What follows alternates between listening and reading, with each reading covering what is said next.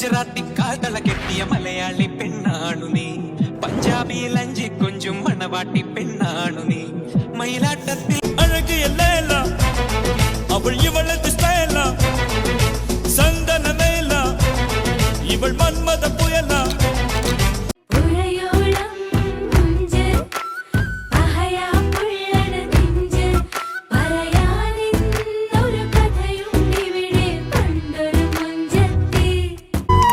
അന്നാ വഴിവരവിന് കാരണം അവളുടെ കരിനീല കണ്ണ്, അവളൊരു ക്രിസ്ത്യാനി പെണ്ണ്.